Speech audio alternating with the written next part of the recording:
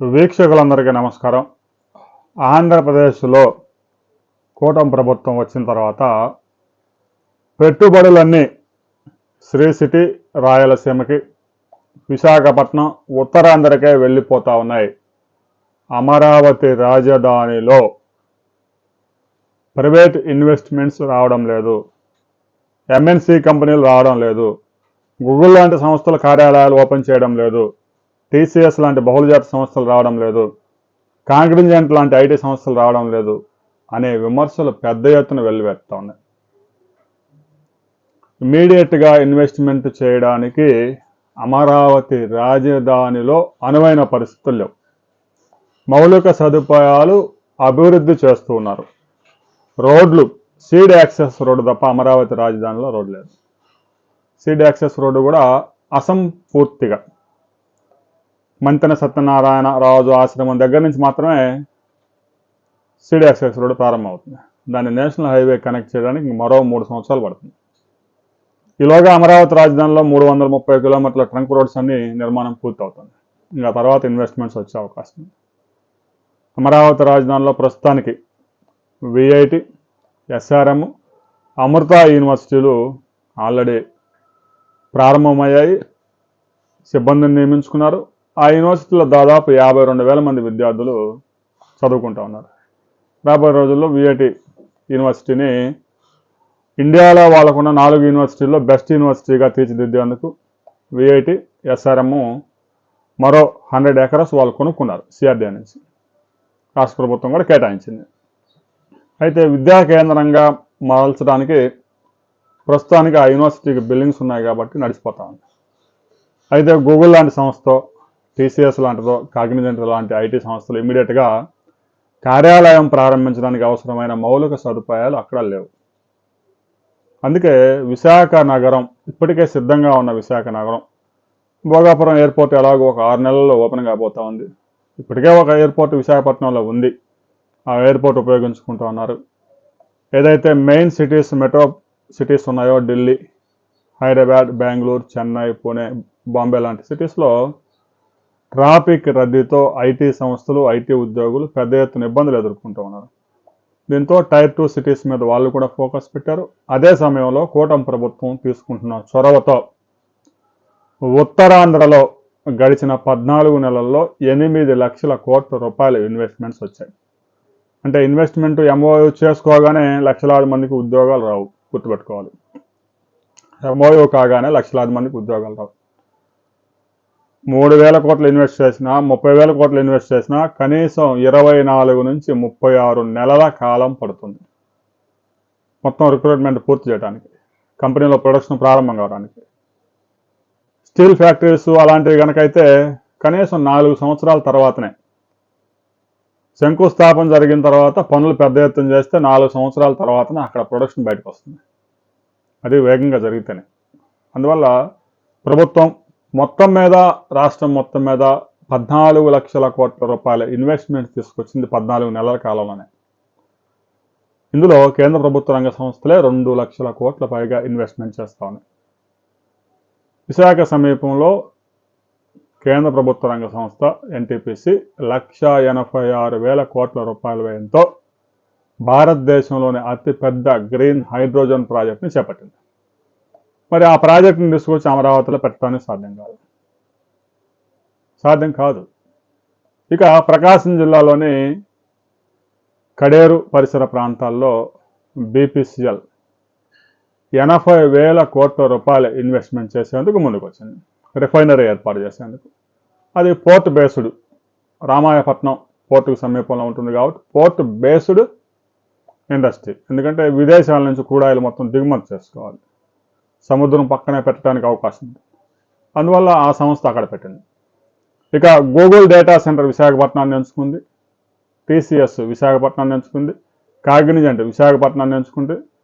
ఇమీడియట్గా recruitment start చేయడానికి వాళ్ళు సిద్ధంగా ఉన్నారు కాబట్టి విశాఖపట్నంలో పెట్టారు.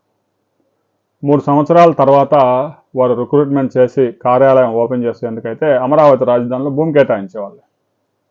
వారు ఈలోగా వేరే ప్లేసుల్లోకి వెళ్ళిపోతే ఇబ్బంది అవుతుంది కాబట్టి విశాఖపట్నం వేరే దేశంలో లేదు, వేరే రాష్ట్రంలో కూడా లేదు. విశాఖపట్నం నగరం కూడా అభివృద్ధి చెందాలి, ఉత్తరాంధ్ర కూడా అభివృద్ధి చెందాలి. శ్రీకాకుళం, విజయనగరం, విశాఖపట్నం ఇక ఏమాత్రం వెనకబడ్డ జిల్లాలు కాదు. రాష్ట్రంలో అత్యధిక తలసరి ఆదాయం కలిగిన జిల్లాల్లో విశాఖపట్నం కూడా ఉంది జిల్లా.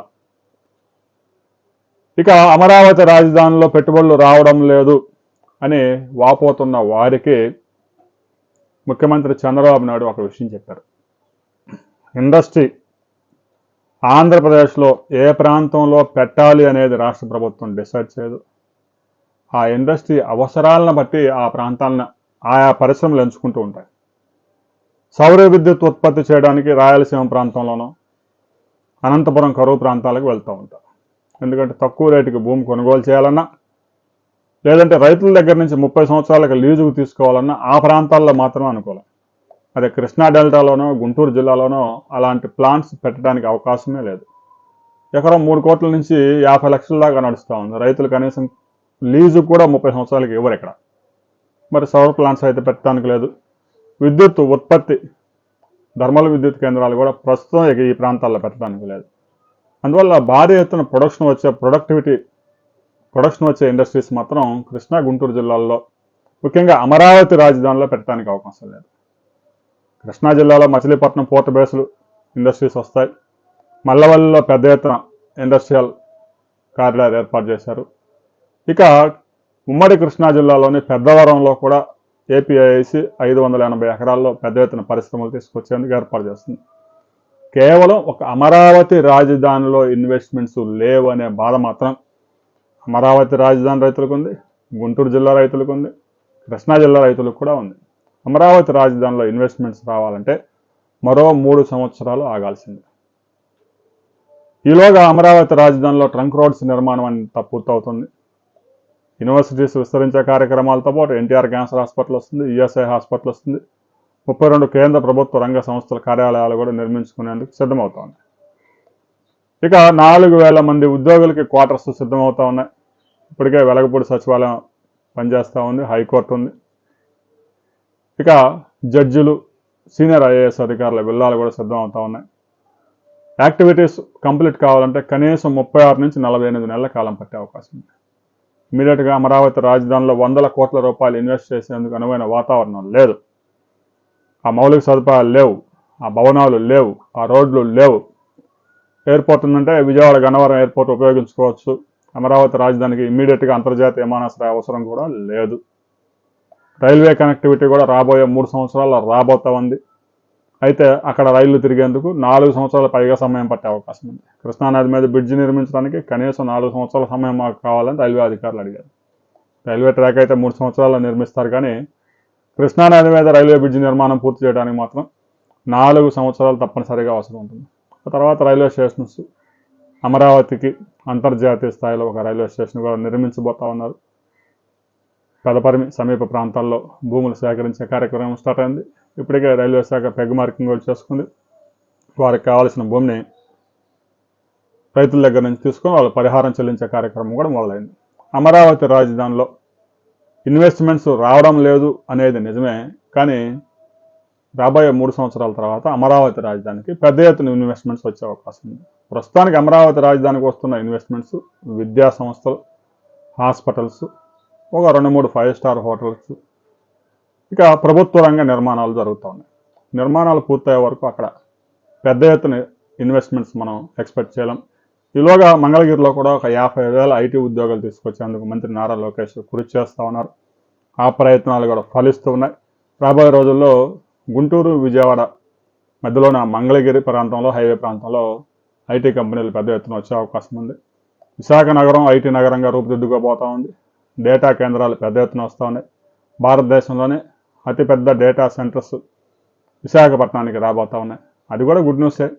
రాబోయే రోజుల్లో అమరావతి రాజధానికి 3 సంవత్సరాల తర్వాత ఐటీ కంపెనీస్ వచ్చే అవకాశం ఉంది. ఈలోగా మంగళగిరి పరిసర ప్రాంతాల్లో కొన్ని ఐటీ కంపెనీస్ ఇప్పటికే పరిశీలించి వెళ్ళాయి. వారు ఆ ప్రాంతంలో పెట్టడానికి సిద్ధంగా ఉన్నారు. గన్నవరం సమీపంలో హెచ్సిఎల్ ఇప్పటికే నడుస్తూ ఉంది. రాబోయే రోజుల్లో వాళ్ళు విస్తరించేందుకు కూడా ఆసక్తి చూపుతూ ఉన్నారు. అమరావతి రాజధాని గ్రామాల్లో ఇన్వెస్ట్మెంట్స్ రావడం లేదని ఆందోళన చెందాల్సిన అవసరం లేదు. కొంచెం ఒక 24 మంత్స్ ఆగాలి. కనీసం ట్రంక్ రోడ్స్ నిర్మాణం పూర్తి కావాలి. సీడ్ యాక్సెస్ రోడ్డు నేషనల్ హైవేకి కనెక్ట్ అవ్వాలి.